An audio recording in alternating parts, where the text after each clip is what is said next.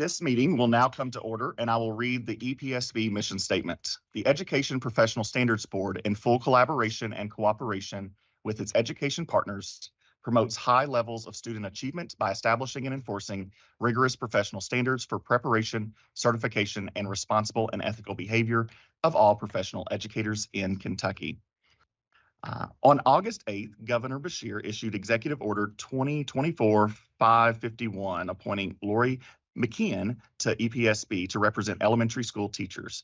Leah Sharp from the Office of Legal Services will now administer the oath to Ms. McKeon to swear her into the EPSB. Ms. Sharp, thank you for joining us. And at the end, we'll ask you to swear or affirm. I do solemnly swear or affirm, as the case may be, that I will support the Constitution of the United States and the Constitution of this Commonwealth, and be faithful and true to the Commonwealth of Kentucky, so long as I continue a citizen thereof, and that I will faithfully execute, to the best of my ability, the office of board member of the Education Professional Standards Board, according to law. And I do further solemnly swear or affirm that since the adoption of the present Constitution, I, being a citizen of this state, have not fought a duel with deadly weapons within this state, nor out of it, nor have I sent or accepted a challenge to fight a duel with deadly weapons, nor have I acted as second in carrying a challenge, nor aided or assisted any person thus offending, so help me God. I affirm. Thank you. Welcome to EPSB, Ms. McKeon. And if you don't mind, would you take just a few moments to introduce yourself to our other members? Yes. My name is Lori McKeon. I am an elementary educator in Knox County. I have taught for 15 years, mainly 5th and 6th grade English language arts. This year is my first year as a reading interventionist, so I'm learning all kinds of things this year. All right. Well, we're excited to have you join us. Ms. Sharp is also filling in as board secretary today. Ms. Sharp, please call the roll. Amanda Ellis. Present. Susan Reber. Present. Diane Berry. Present. Scotty Collier. Present. Elijah Edwards. CJ Fryer. Present. Kathy Gunn. Present. Priscilla Keller. Present. Amy Lingo. Jacqueline Mayfield. Present. Lori McKeon. Present. Corinne Murphy. Present. Meredith Pittman. Present. Lisa Ruzinski. Present. Vice Chair Snell. Present. Chair Mitchell. Present. We have quorum. Thank you so much. Commissioner of Education Robbie Fletcher joins us this morning as Executive Secretary to EPSB. Commissioner Fletcher, thank you for joining us this morning. Thank you so much, Chair Mitchell. I appreciate the opportunity to be here and honored to serve in this capacity. It's one of those things when you become commissioner, you're like, okay, I know I'm in charge of 171 schools. What are some of the other duties? So everything from superintendent of the school for the deaf and the school for the blind, but also in this capacity as secretary to EPSB. So I do appreciate the opportunity. I will give you just a few brief remarks about myself, if you don't mind, and then I'll talk a little bit about priorities. As I go throughout the state, I've had the opportunity to talk to a lot of groups. And the message has been very clear. I think there's two roles, two main goals, two main objectives in public education. The first one is to build relationships. No matter what role you're in order to be effective, you need to build relationships. Then the other, as educators, our role is to make sure that we provide opportunities. When it comes to students across our Commonwealth, we really want to give our students the opportunity to dream, the opportunity to struggle, and then also the opportunity to succeed. So that is the message that you'll hear a lot from the commissioner as an overarching message. So along those lines of trying to build relationships, I have been busy for the first few weeks. As a matter of fact, I've had the opportunity and the honor of being the keynote speaker at some of our schools. I've been at Shelby County. I've also been at Bourbon County, which I taught back in 98 to 2002. A few years ago. So it was really odd to see so many people out in the stands that I had in class. So that's very odd. But also too had the opportunity to be the keynote at Rockcastle County. I've also I do have a visit planned to Western Kentucky. I'll be going to Miss Keller's home area there in the West, the Great West, as we'll call it. We won't call it the Wild West, not yet. Let me visit first, and then we'll go from there. But I'll have the opportunity to visit Union County, Murray Independent, Livingston County, and also Christian County. So I'm taking 2.5 days to do that. Also, too, I've been at KSBA. I was keynote speaker at KSBA, and I've had the opportunity to meet some already. And also, too, at KASA, KASS, the Leadership Institute in Bowling Green. Again, a part of building relationships. But also, too, I think key in this role is building relationships with our legislators and also with our governor's office. So I've had the opportunity to talk to Governor Beshear, and also a couple of different opportunities to speak with Lieutenant Coleman. She is truly all about education. She just doesn't say it on TV. It burns as a passion with her, and it's great just to breathe the same air when she has that opportunity. But also had some great opportunities to meet with legislators who have been upfront and also very kind, and then also knowing their expectations, especially through the Senate confirmation process. I've met with Senator Wilson, Representative Petrie, Representative Tipton, Senator Wheeler, Representative McCool. I meet with Senator Givens this week. I've also worked alongside Senator Wise, Representative Bojanowski, Representative Truitt, and Senator Deneen as part of the Kentucky United We Learn Council. So, as you can see, the first few weeks has been about building relationships. And those relationships are all about building on and providing opportunities for kids. The other update that I'll give you is a large part of my work so far has been with the Kentucky United We Learn Council on working on a new accountability system. And our moonshot as part of that accountability system is to build a prosperous Kentucky. We will launch an accountability system that is meaningful and useful to all our learners. So we have gone through prototype 1, 2, and 3, and we've developed prototype 4.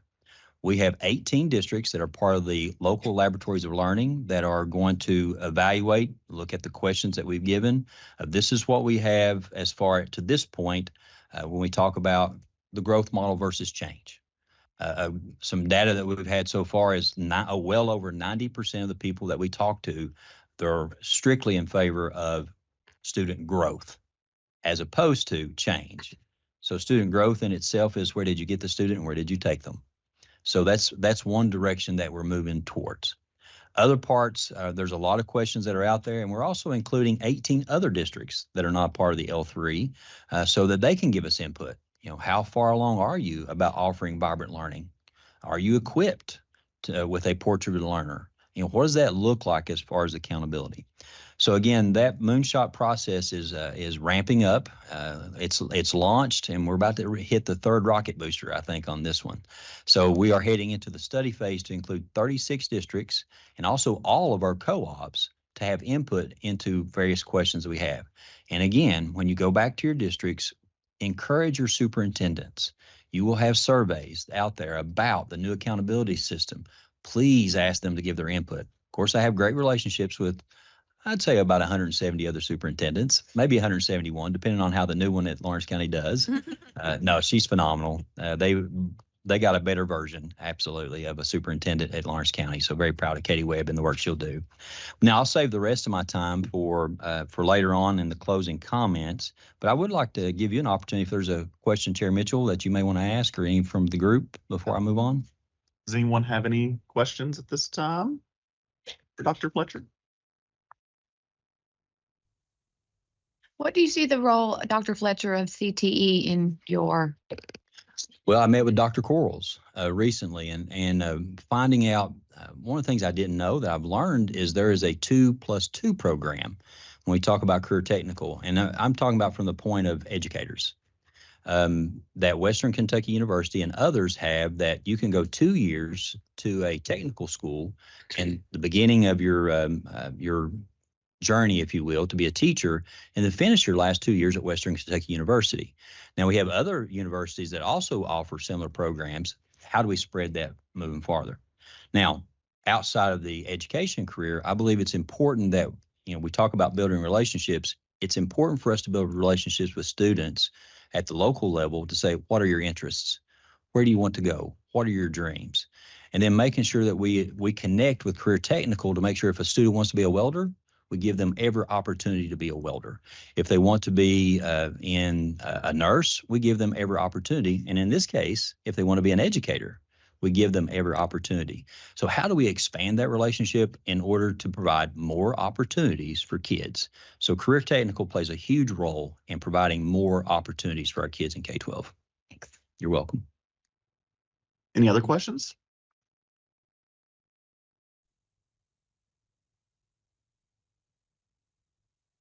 Do you have any thoughts on the role of the board as a partner in this work? I think that as we look at licensure and we talk about the board, what input, what information you can provide for us, then how can we work together to make sure that we build a strong pipeline of educators?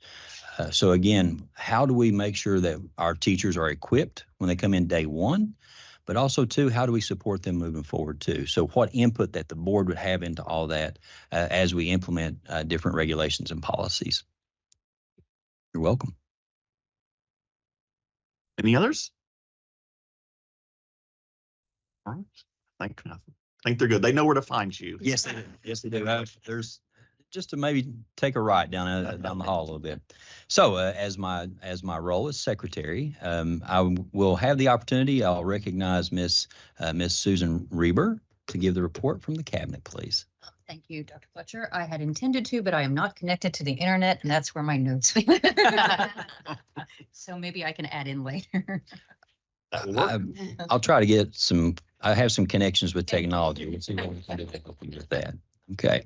So report from the Council on Post-Secondary Education. Dr. Ellis, if you could be so kind. Yes, sir. So in the same vein as the commissioner had talked about the importance of relationship building and collaboration, tomorrow is our Commonwealth Education Continuum meeting for August. We're very excited about that. We have had such great participation and input. We've had work groups moving, which I told you about that, I think about 3 weeks ago, because we meet a lot now. And so tomorrow, our focus will be on looking at a data dashboard that the members had asked for to show progress towards our focus areas to see if we're making progress and is it what we're looking for. So it's being in response to what our members had asked for. We're also getting feedback on impact of dual credit over time. So we have a brief presentation that was shared at our CPE meeting when we were actually at Western this past summer. But to show outcome data and impact, there's a huge investment in dual credit from our campuses, from our K-12 partners, our General Assembly, and ultimately our families and students who are counting on us. So we're really trying to focus on improving quality, transparency around that, and really outcomes.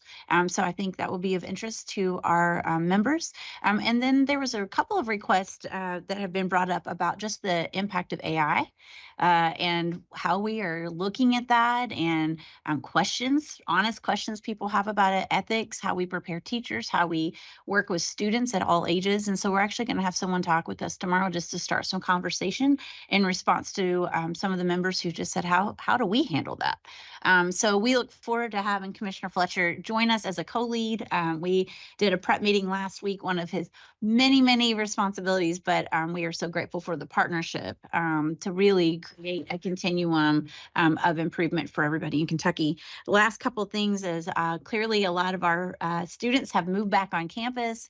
I was just talking to Dean Murphy about the buzz on campus and the energy. There's nothing like it when students arrive back on campus. And so a lot of classes have started or will be starting soon. So it's an exciting time for our higher ed folks. And just as a last reminder, is our Kentucky Advising Academy is actually hosting a webinar today. You can watch it. It's later, obviously, because it's happening at 10 a.m. But this is a collaboration with Kia.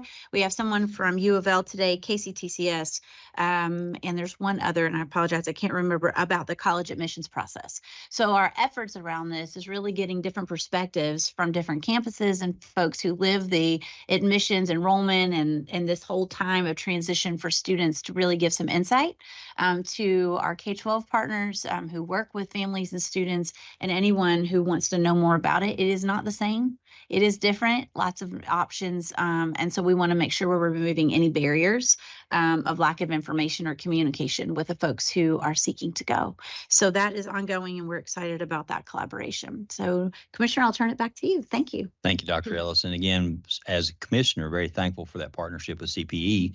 But as a parent, I'm so thankful for the dual credit opportunities that have been given to kids across our Commonwealth. As a parent of two who have, one was a welder and one went into the medical field, and then my third one is in business. They're having dual credit opportunities now. So thank you for that. As a parent, thank you to CPE for that work.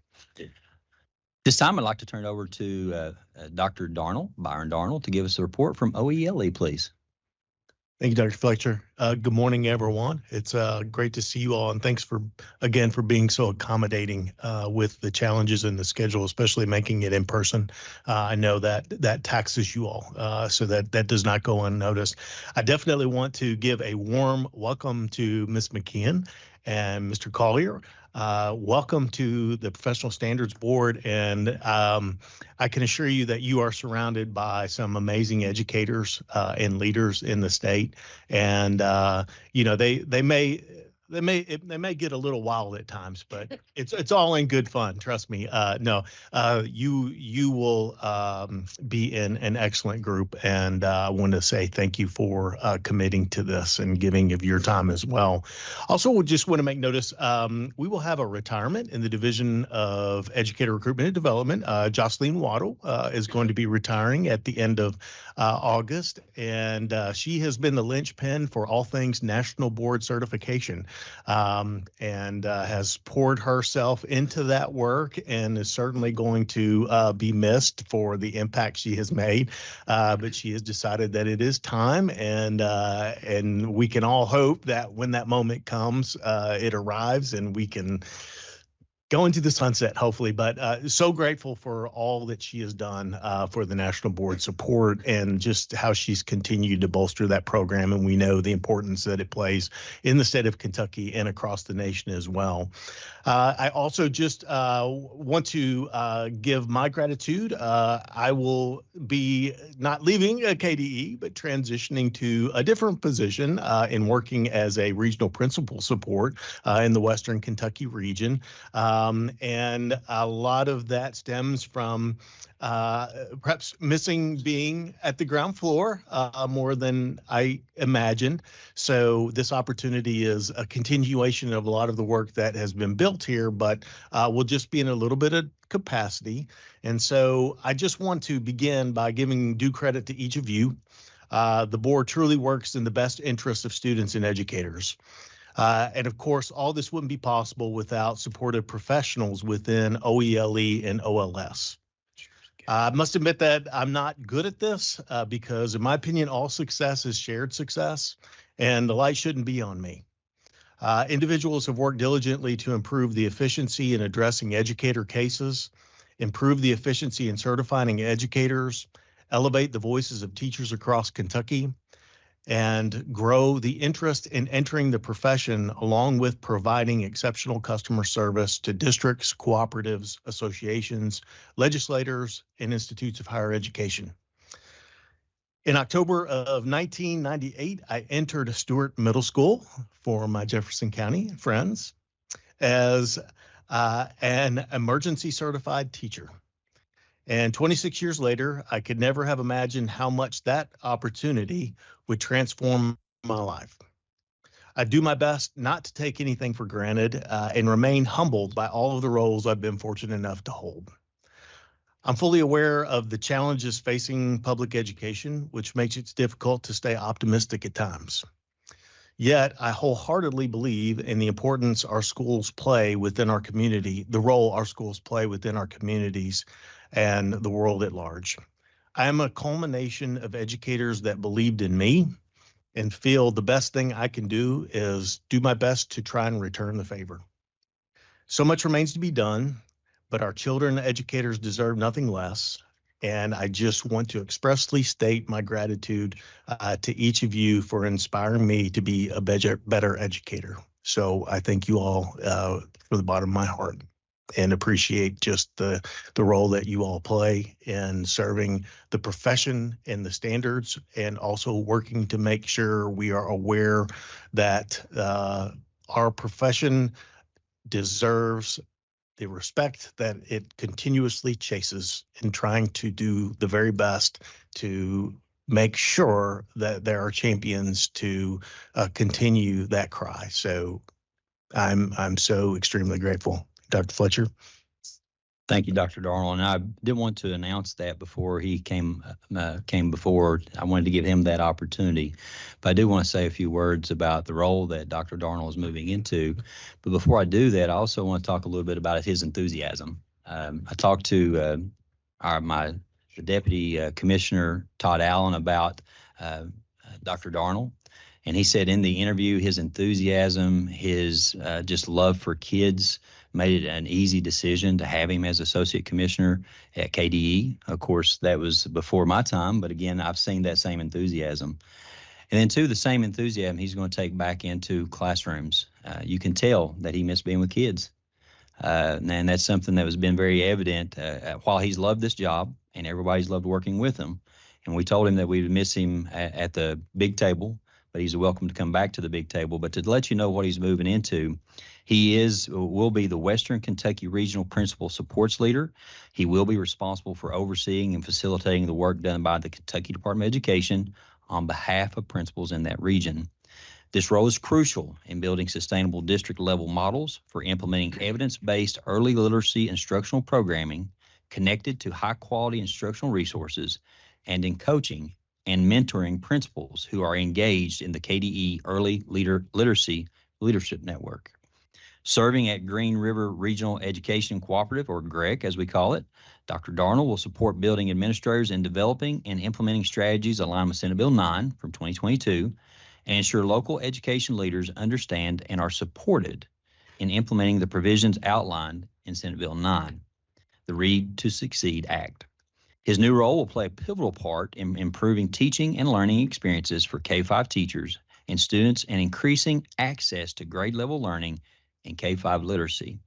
His strong background in educational leadership, his passion for literacy, and his commitment to educational equity make him an ideal candidate for supporting building principals across the Commonwealth. Again, when I see Dr. Darnell, the first thing I think of is enthusiasm for kids and about giving those opportunities. So congratulations on that new role.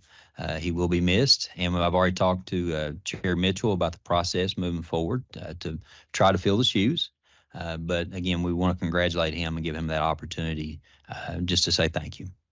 So thank you so much.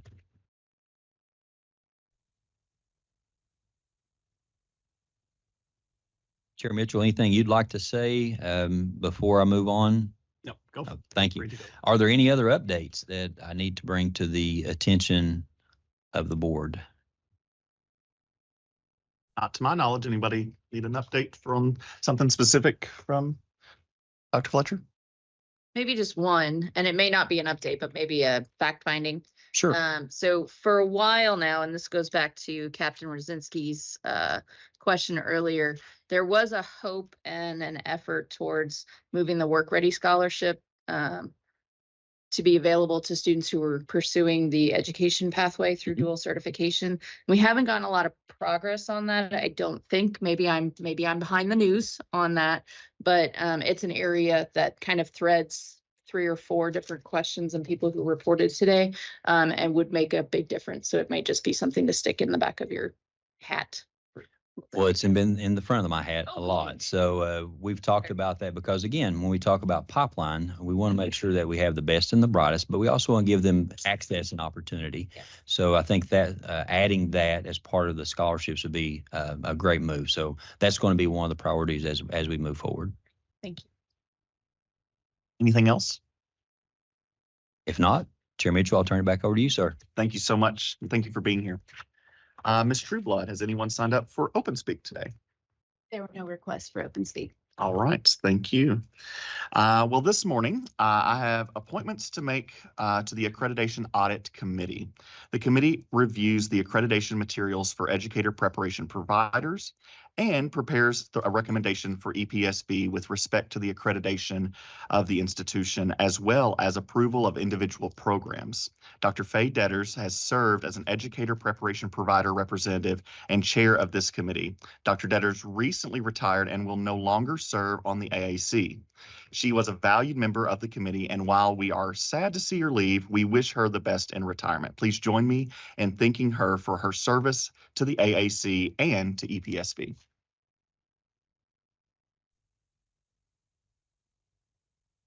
To fill these vacancies, Jennifer Antonetti Neal, the Director of Education at Lindsey Wilson College, is appointed to the AAC as an EPP representative. There's a lot of acronyms. And Jennifer Bay Williams, currently AAC member and interim associate dean for the Academic Affairs and Accreditation at the University of Louisville, is appointed as the AAC chair. Thank you both for your willingness to serve. Oh, good. I would also like to take an opportunity to recognize Byron Darnell. Dr. Darnell has joined KDE in 2021 as the Associate Commissioner of the Office of Educator Licensure and Effectiveness. As mentioned earlier, Byron Darnell is transitioning to a new role with KDE. Today will be his last in-person EPSB meeting for Dr. Darnell in the role as Associate Commissioner. So on behalf of EPSB, thank you, Dr. Darnell, for your years of service to both this board and OELE. And we have a little small token of appreciation here.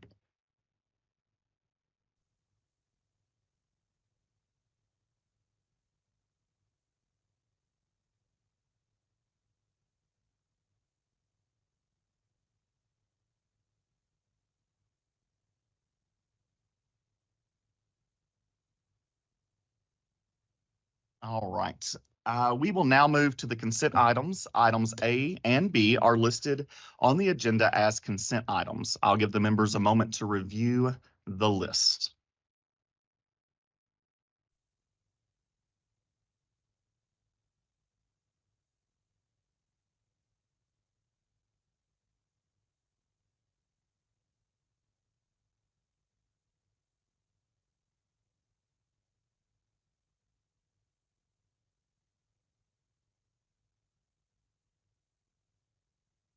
Does anyone wish to remove any of the items from the consent agenda for further discussion?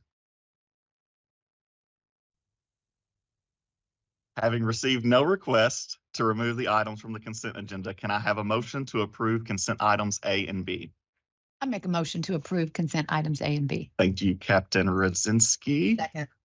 Thank you for the second, Vice Chair Snell. The motion before the board is to approve consent items A and B. All in favor say aye. Aye. All opposed say nay, and the motion passes. Next, we have action items. These items are presented to the board for action and will require a motion and a vote. Action item A is presented by Ms. Trueblood. Of course, yes. Action item A is the certification of the expiring regulations. Since we only do this once a year, and for our new members, just want to give a little backstory on this process. So all of the administrative regulations promulgated by the EPSB are on a 7-year sunset cycle. And so if the board does not open those or make changes to them within 7 years, those regulations can expire. So to avoid expiration, you have the ability to certify those regulations, and you can certify them as is, which means that they will stay in effect as they are for an additional 7 years, or you can certify with the intent to amend, which means that the board would have to file an amendment within 18 months. Any amendments would have to come before the board for approval before they could be filed and that process begin.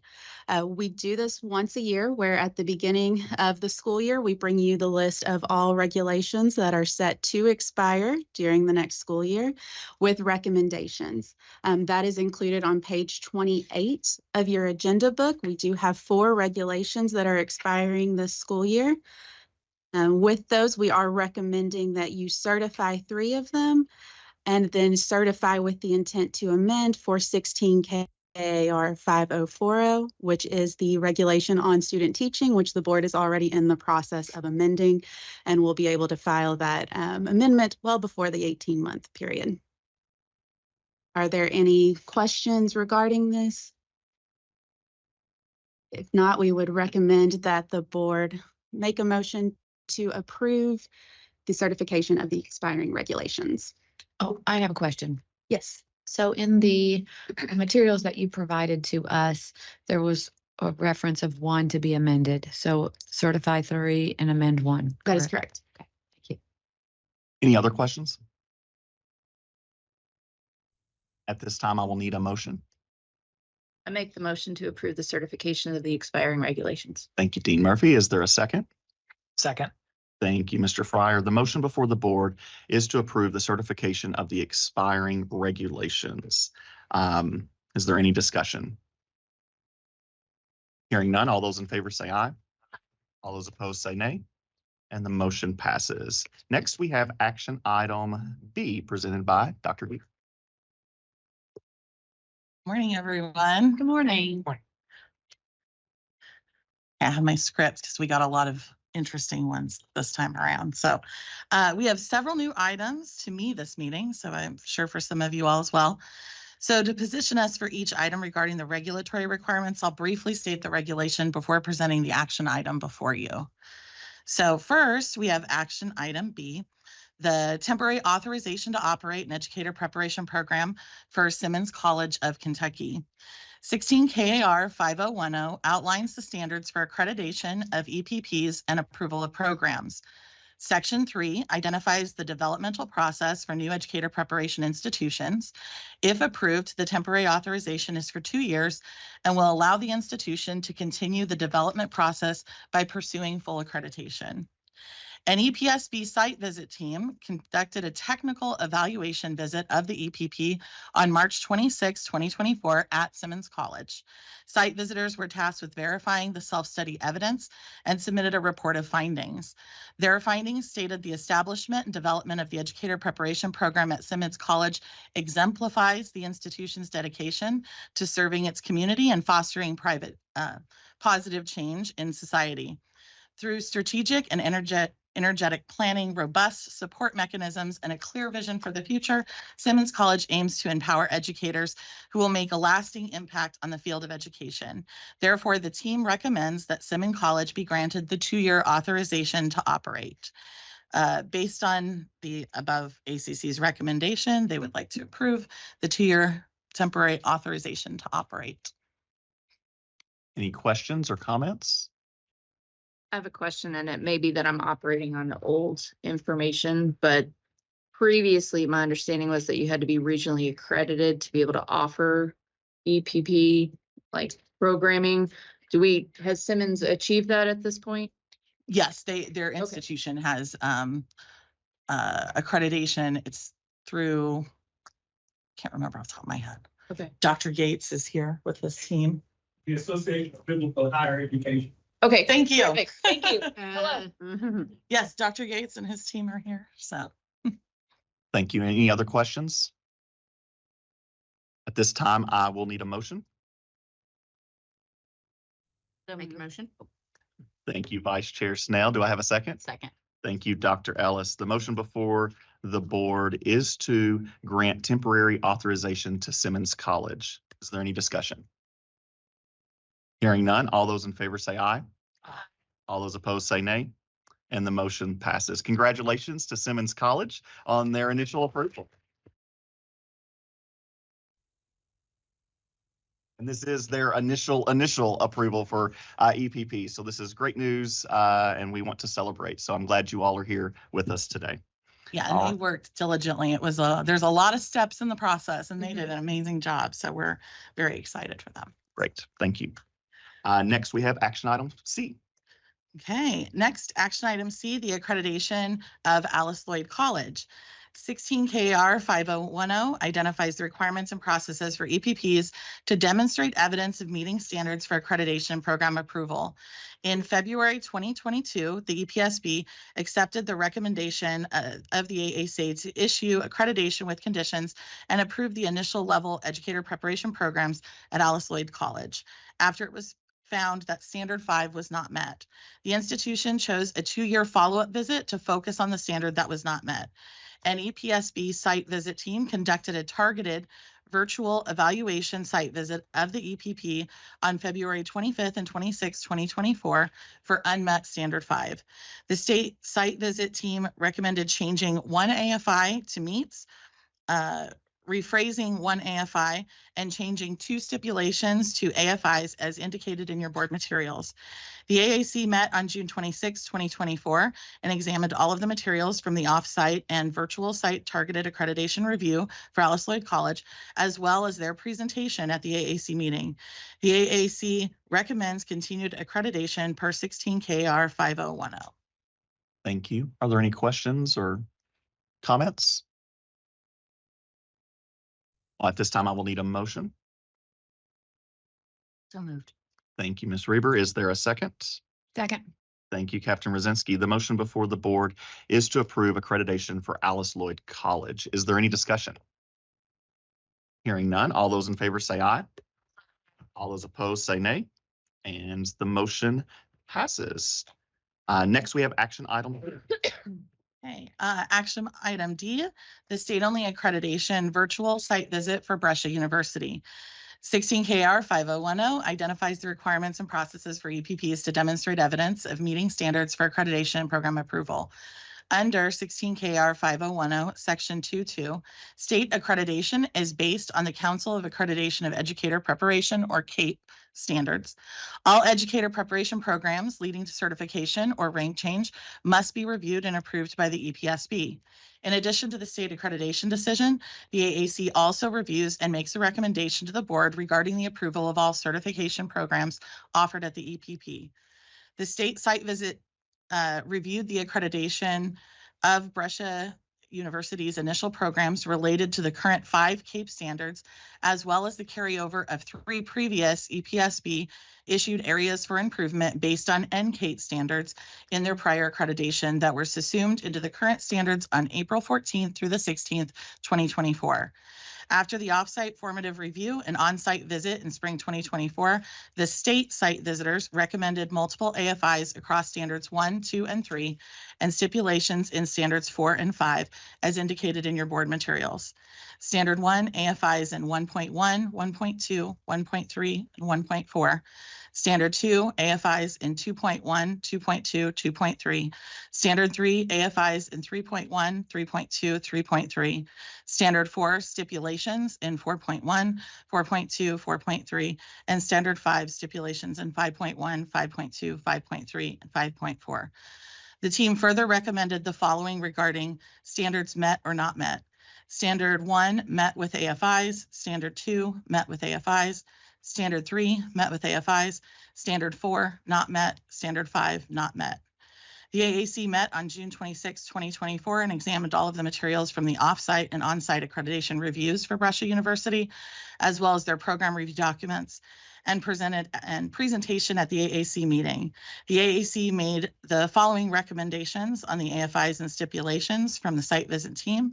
They concurred with the site visit team and kept all of those the same. They also agreed with the site visit team concerning standards met or not met. Based on the above, the AAC recommendation to the board was accreditation with probation and approval of initial level educator preparation programs at Brescia University with conditions. The conditions they set were as follows. The EPP will submit a written report to the AAC detailing progress made on standards 1 and 2 through Google Drives by the close of business 4:30 p.m. Eastern, at least 3 weeks prior to the scheduled AAC meeting every 6 months by November 19th for the December 2024 meeting. The EPP may also choose to share progress made towards standards 3 through 5 in the written report. The AAC will provide the EPP with the opportunity to attend the scheduled meeting to answer questions from the committee to clarify information in the written report should the need arise. The AAC also reviews and, oh, no, sorry, moved on to the next item. Are there any questions or discussion? I have a question, and just because I don't know how this is, if they are on probation, are they allowed to still have new students enter the program, or is it current students? Yes, they can admit new students. There are You know how- notification required to those new students on their program status? I don't believe I'll ask Cassie. I'll defer to Cassie. It has been a while since I've seen this one. I don't know that the 5010 specifies don't that think it at this time.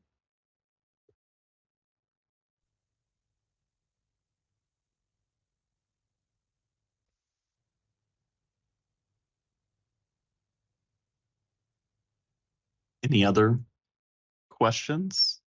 Captain Rosinski, did you have? I withdrew it. Okay. If they don't meet these conditions by the December EPSB meeting, what then? So and Cassie, jump in if I'm right, but the AAC could only set requirements for the program review piece. Okay. So that's where they came up with standards 1 and 2. So they actually, I won't report to EPSB until our next, once they go through the targeted visit. Right now, it's scheduled to be a targeted visit for standards 4 and 5. And when was that? Well, that would take place 2 years from now if you put them on probation. So because this is a continuing accreditation, it is not the initial. The options for the board at this time would be to approve accreditation with conditions, or accreditation with probation before you can pursue revocation of accreditation when it is a continuing accreditation. We're going to see how many times I can say accreditation. That is when you would have to first be on accreditation with probation before there could be the revocation. 5010 does specify the notice that has to occur and the process that would take place if there is revocation of the accreditation. So from a timeline perspective, they would be on probation essentially for the next 2 years, it sounds like, at which point there would be another site visit to occur to determine if the requirements had been met to move them back to no certification without any sort of probation, right? That would be best case, and we move forward. If at that point those things have not been met, is revocation the next step? Revocation, yes. Currently, when they are on accreditation with probation, 5010 specifies that following the on-site review, the EPSB shall decide to continue accreditation or to proceed with revoking accreditation. And I'm thinking about those students who may be in a program, right? What kind of timeline does that look like? Is that at you present again 2 years later and worst case things have not been met and it's an immediate revocation, or are students able to finish a program and achieve their certification, or do we know how that works? So that there is kind of a teach out plan that is specified in 5010. If you get to that point of specifies the notification and then how those candidates would proceed or could proceed within the program based on their timeline from completion. Okay. That's the important thing is the students. What happens to the students? I mean, what happens to their hours? What happens to are they negated? Are they made? Or, you know what I'm getting at here? If we're in for the students, then what's going to protect them? Something. Well, and I will say, Diane, that if there's a teach out plan that's required, oftentimes teach out plans at universities will include options within the university, but then also partner options if you have to partner with another university in order for that student to complete their program. And that's part of that regional accreditation requirement. So those plans have to be in place and available to institutions to leverage in circumstances like that. So I imagine that there will be scenarios that outline that if it's required as part of, what'd you say, it's 5010? 5010, yes, it does have the notification that goes in place. And then for those candidates that are, going to be completing 12 months following the denial, it has provisions for them. And then those beyond that working to transfer to, or potentially transfer to another institution. Thank you. Yeah. Thank you. Well, like SACS prevents us from closing a program without actually having a teach out plan for those students. Okay. And so that doesn't matter whether it's education or whether it's, English literature, 1972. Whatever. So Okay. it'd be a program. What supports are available to provide this institution to help them come into compliance? Well, I am always available, and so I will meet with institutions. We have met and gone over things that need to be improved and things that need to be done. So I would say we had fairly regular meetings, and then I do reach out regularly through email and offer meetings and those sorts of support. I think the AAC felt that having the added component of essentially every 6 months, writing a report for standards 1 and 2, which those are the ones that tie most closely to the program reviews. That's how they chose those 2 standards. And then the option to update also on 3, 4, and 5, and to come and present to the AAC where they can ask questions as they're going. So, those are kind of what we have in place, and then they can attend, if they want additional support. CAPE offers a lot of different things, going to their trainings and those sorts of things. Since we're based on CAPE, if they wanted to look at going to a national accreditor, they could also go to AQUEP, and AQUEP would have some supports as well. So, Can you repeat the conditions one more time? And then will this be back on the agenda before December? Is that what I So heard? I will not update unless you all decide that. I mean, you guys can say what you want. My next update to EPSB would essentially be after the targeted visit. The targeted visit would look at standards 4 and 5. And so, I mean, if you guys wanted something. That would be when? Years. That 2 years. Got it. So they report Okay. back to the AAC in December, like Got in it. November for their December meeting. Yeah, they will write a written report, and then when AAC has their meetings, then they will come to those and present and be able and answer questions. Okay. Thank you. Any other questions? I have a quick question. Has there been ongoing problems here? On the last review was 6 years ago? How many years? How many years? Yeah, what's the? So they went before, I think in 2014, and then were on probation, had a probationary visit in 2016, and then were brought up until 2023. They got a year extension. There were some health concerns and stuff with the chair of the department, and so they were given a year extension, and so now we're up to today.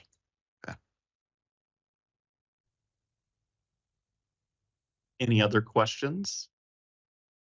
Historically, we have accepted the AAC's recommendation Mhm. and not. Yes, I mean, you have the ability to defer from the AAC's recommendation. However, I will say, based on the regulation, this is the penalty that you could offer. You are not able to vote strictly for revocation at this time because they have not been on a probation for this continuing accreditation. You would have to give them the opportunity with probation to come up to standards during that 2-year period. At that time is when, if they are unable to meet that and to show that progress, when you could revoke.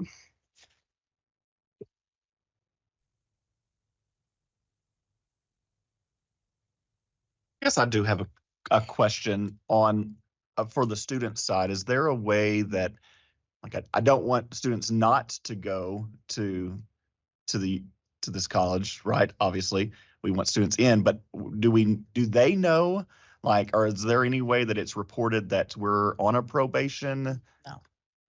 Okay.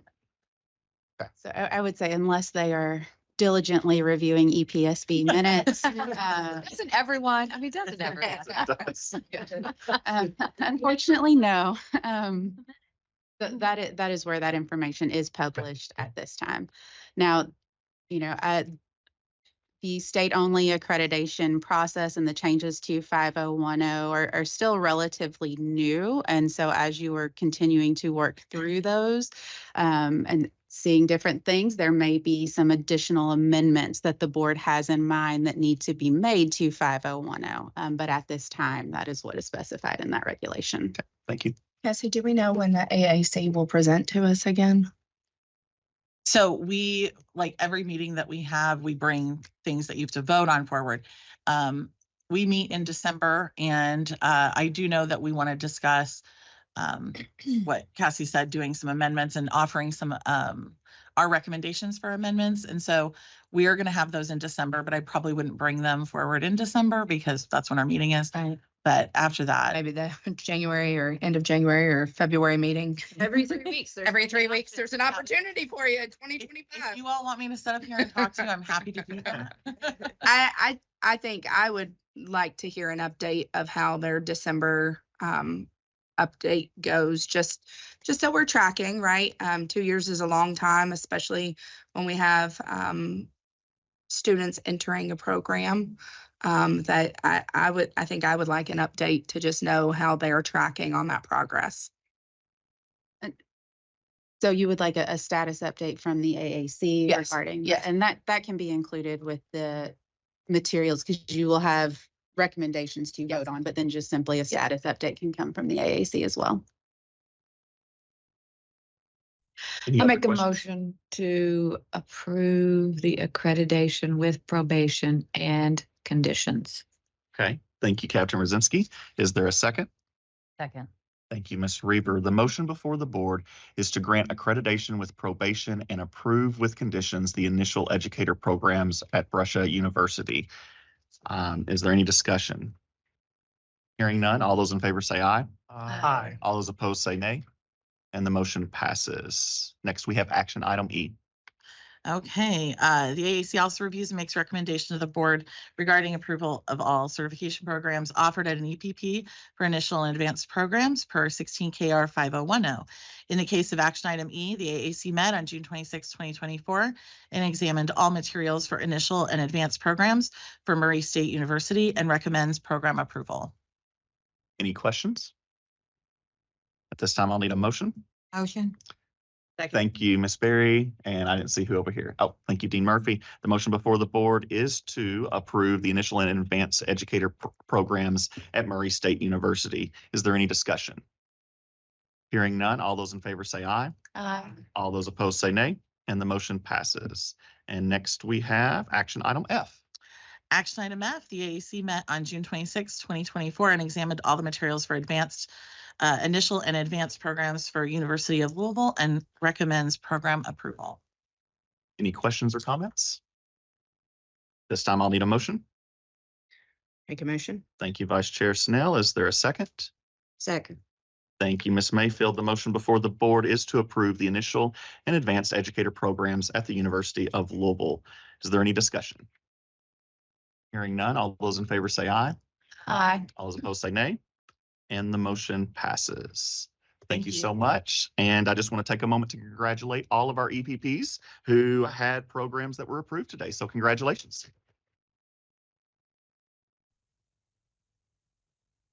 The board is now ready to review waiver request KRS 1610281N provides that the board has the authority to waive its administrative regulations when a request is submitted by an applicant for certification, a post-secondary institution, or a superintendent of a local school district.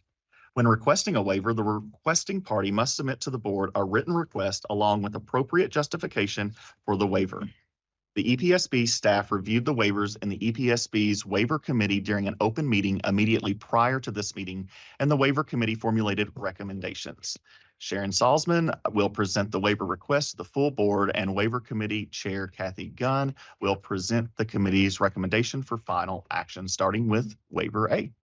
Good morning. Good morning. Good morning. Morning. This is for Bullitt County, and it is for a secondary math position. The district states this candidate is the only viable option. They also state extraordinary circumstances necessitating this request included an ongoing and severe shortage of qualified math teachers. Despite all their efforts, they have not received any applications from candidates who meet the certification requirement. So the district is requesting that the EPSB waive the required GPA and issue an emergency certificate. Thank you, Ms. Gunn. The waiver committee reviewed the waiver request and supporting documentation submitted by the Bullitt County Schools. The committee found exceptional circumstances justifying the waiver. Therefore, the committee reluctantly recommends that EPSB grant this waiver. Thank you, Ms. Gunn. At this time, I'll need a motion.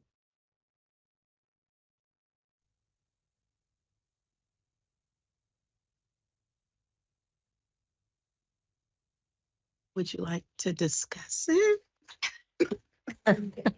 Yes, go for it. On page 51, you can see the person's transcripts and GPA and the number of math classes this person took. And as far as we could tell, there's no additional training happening with this person, although they did have an emergency sub-certification in the past.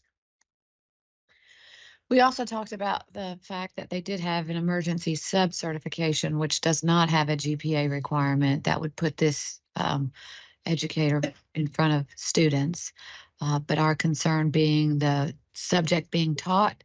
And if we did not approve this waiver, then another sub would be put in front of that classroom. So that was the reluctance with which we, I believe, talked, but also as we did in the last meeting, to provide resources and support to the district to be able to provide some educational training for this candidate or others. I think there's another same district math position as well. That was the reluctance. We ultimately voted to approve the waiver to bring it before all of us so that we could have further discussion if needed. We felt stuck. I'm sorry. We felt stuck. That's, Yeah. Get it. There's an absolute shortage. There's an absolute effort, but it's also challenging to fully support the current GPA as presented with the transcript that does not include a fair amount of content related to the request. So I have a question. So if we don't approve this, there's still emergency sub though. Is that correct? Yes, so there's actually 2 sub-certificates now that would be available to this individual with the changes to KRS 16102. They could have the 1-year emergency sub, which I do believe they have for this year. With that, there is a limitation in the statute that those individuals can only be in the classroom for 20 consecutive days and cannot be a full-time employee. That's something that our districts are struggling with right now. And then there is the 5-year substitute certificate, which is available to anyone with a bachelor's degree. So because this individual does have a bachelor's degree, they would qualify for that as well. And is there a limit on days for that one as well? There is not a limit on days for that one. It is still a sub-certificate versus the full-time teaching certificate. So that was a little bit of the discussion with the committee as well.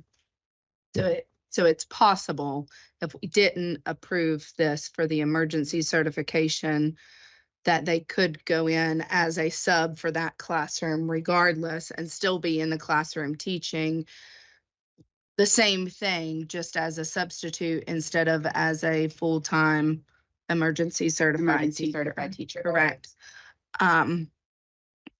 I don't think I like either outcome as a math teacher. However, I think as we talked about a couple of weeks ago, I am inclined to approve the waiver with a very strong recommendation that, like, we're not doing this again next year, right? Like, if you want to come into teaching, then there are EPP programs, there's option 6 programs. There are things that you can do to become a certified teacher and get the content knowledge that you do need to be teaching secondary mathematics. So, you know. Any other questions or comments? I'll entertain a motion for this waiver, if anyone has one. So moved.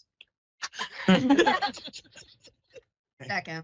Thank you, Dean Murphy, and the second Vice Chair Snell. The motion before the board is to approve the approve the request to waive emergency certificate requirements for Bullitt County schools. Is there any discussion? Hearing none, all those in favor say aye. Aye. All those opposed say nay. And the motion passes. Next we For have, the record, could I abstain?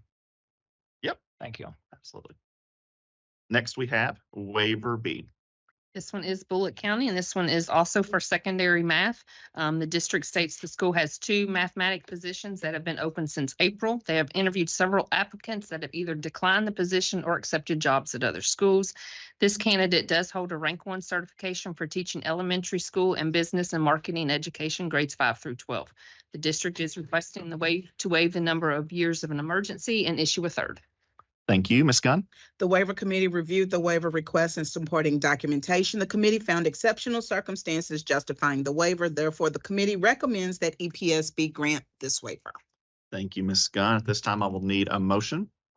I'll make a motion. Thank you, Mr. Collier. Is there a second? Second. Thank you, Mr. Fryer. The motion before the board is to approve the request to waive emergency certificate requirements for Bullitt County Schools. Is there any discussion? I would just like to send this back out again. There again, this is your third emergency request. If you're going to continue to teach secondary mathematics, get the certification for it. Thank you. Any other discussion? Hearing none, all those in favor say aye. Aye. All those opposed say nay.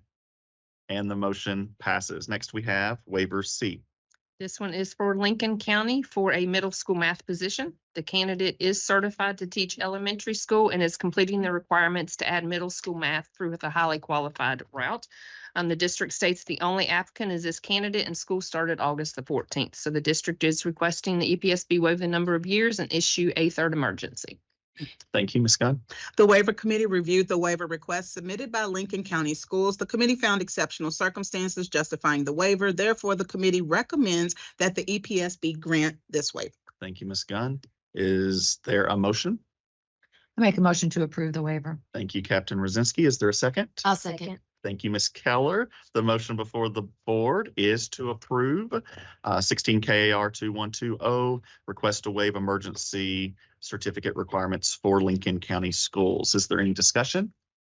I do see that she has started the highly qualified application, so I do appreciate that she is seeking the additional certification route. So thank you. Any other discussion? Hearing none, all those in favor say aye. Aye. All those opposed say nay. And the motion passes. Next, we have waiver D. This one is for Nelson County, and this is for a middle school science position.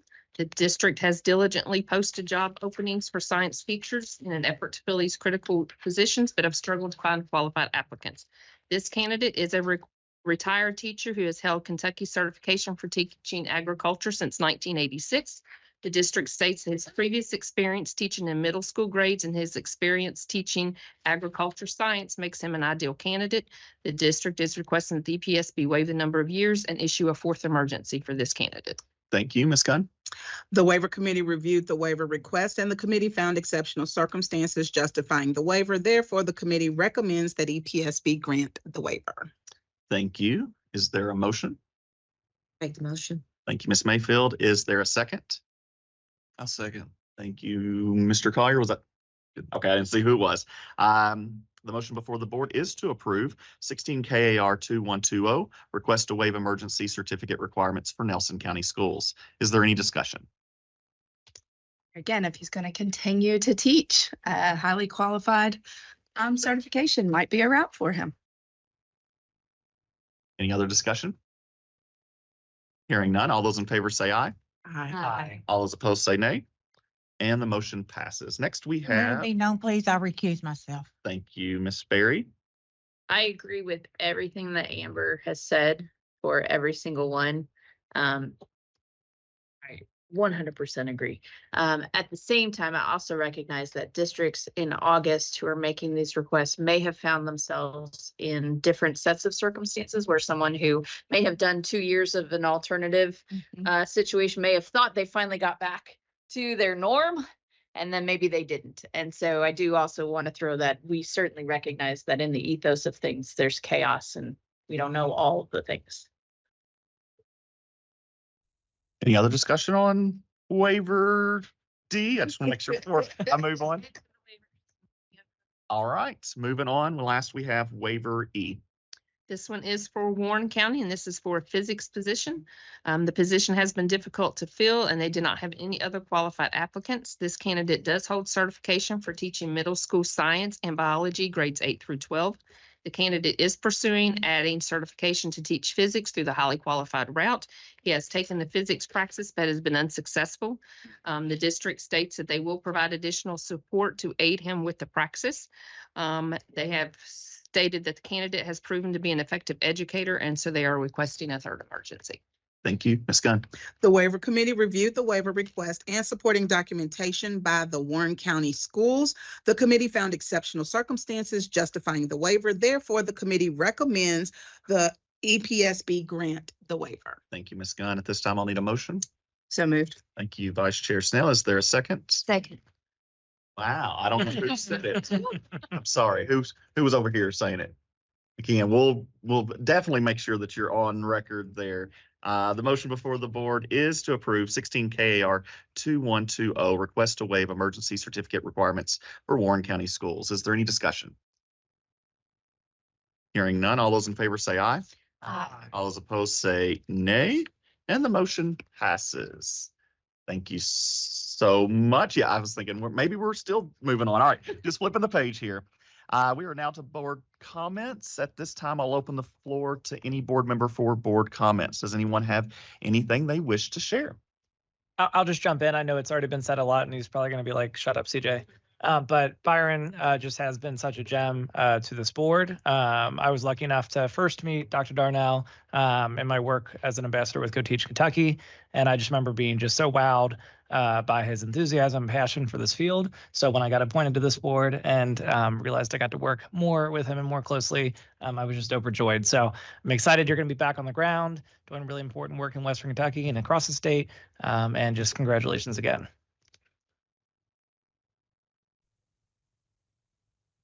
I was a board chair when the position became open when Mr. Akers retired. And I sat on, representing our board, I sat on that hiring and interviewing committee and was impressed with Dr. Darnell from the very first, from reading the documents, even before he sat before the interview committee. And in my role as chair, I just want to thank you for the guidance and the leadership that you provided. And then in my current role, I've been honored to work with you in this role, and I look forward to seeing how you're able to continue to impact the education profession in your future role. And just wanted to say you were always very kind and complimentary to the board, and always went that little bit of extra that not everybody does, and I really appreciated it. And I'm glad that you're my friend. So congratulations. I'll miss the bow ties. Let's see. Thank you. Anyone else? All right, at this time, I believe we are ready to go into closed session pursuant to KRS 618101C and J to conduct a character and fitness review and to review potential actions relating to complaints and reports. The board will also review pending litigation. At this time, I will need a motion to go into closed session. So moved. Thank you, Vice Chair Snell. Is there a second? Second. Ms. Keller or Ms. Mayfield? The motion before the board is to go into closed session. Any discussion? Hearing none. All those in favor say aye. Aye. All those opposed say nay. And the motion passes. We are ready to move into closed session. We are going to take, let's say, a 10-minute break, and we'll be back by 10:25. You got a few extra minutes. All right, at this time, I will need a motion to go into open session. I'll make a motion to go back into open session rather. Thank you. I may have said Open, okay. whatever. I may have said it. To go into open session, thank you, Mr. Fryer. Is there a second? Thank you, Ms. Reber. The motion before the board is to go back into open session. Any discussion? Hearing none. All those in favor say aye. Aye. All those opposed say nay, and we are now back in open session. At this time, I will go and report out what we discussed during closed session, and then we will vote on those things. For character and fitness, 1 through 6, approve. 7, deny. 8, approve. 9, approve with conditions. 10 through 16, approve. 17, approve with conditions. 18, approve. For substitute character and fitness, 1 through 6, approve. 7, deny. 8 through 11, approve. 12, defer. And 13 through 18, approve. For educator cases, give me a second here. Before we get to educator cases, agreed orders. Agreed orders 1 through 16 accept, 17 reject. Motions to reconsider for number 1, defer. Number 2, approve the motion to reconsider, and 3, defer. Now going to educator cases. Number 1, further investigation. 2, dismiss with prejudice. 3, defer for training, classroom management training. 4 through 12, further investigation. 13, defer for training, ethics training. 14 through 17, further investigation. 18, dismiss without prejudice. 19, admonish. 20 through 26, further investigation. 27 and 28, defer for training, ethics training. 29 and 30, further investigation. 31, dismiss with prejudice. 32, further investigation. 33, dismiss without prejudice. 34 and 35, further investigation. 36, dismiss with prejudice. 37 and 38, further investigation. 39, dismiss with prejudice. 40, admonish. 41, dismiss without prejudice. 42 through 44, further investigation. 45, dismiss with prejudice. 46 through 50, further investigation. 51, defer for training, classroom management training. 52 and 53, further investigation. 54, admonish. 55 through 62, further investigation. 63, defer for training, supervision training. 64 and 65, further investigation. 66, dismiss with prejudice. 67 and 68, defer for training, supervision training. 69, and further investigation. 70 through 72, dismiss with prejudice. 73, further investigation. 74, defer for training, admin code training. 75, further investigation. 76, dismiss with prejudice. 77 through 81, admonish. 82 through 90, dismiss with prejudice. And 91, initiate hearing. At this time, we'll go around. I'm so sorry. Mitchell, can you clarify? I had 26 was dismissed with prejudice. 26 was dismissed with prejudice? Yeah. All right. My apologies on that one. Dismissed with prejudice on 26, so correction there. Yeah. Anything else I misspoke? All right, this time we'll go around and do our individual voting, starting with Captain Rosinski. Okay, first I'll do my recusals on agreed order number 13. I recuse. And on educator cases number 41, I recuse. Yes to the rest. CJ Fryer, yes to all. Priscilla Keller, yes to all. Scotty Collier, yes to all. Jacqueline Mayfield, yes to all. Amanda Ellis, yes to all. Susan Reber, yes to all. Diane Berry, yes to all. Happy Gunn, yes to all. Lori McKen, yes to all. Meredith Pittman, yes to all. Justin Mitchell, yes to all. Thank you all very much. At this time, I will need a motion to adjourn. Thank you, Ms. Pittman. Do I have a second? Second. Thank you, Ms. Berry. The motion before the board is to adjourn. Any discussion? Hearing none. All those in favor say aye. Aye. All those opposed say nay, and the motion passes. Thank you very much.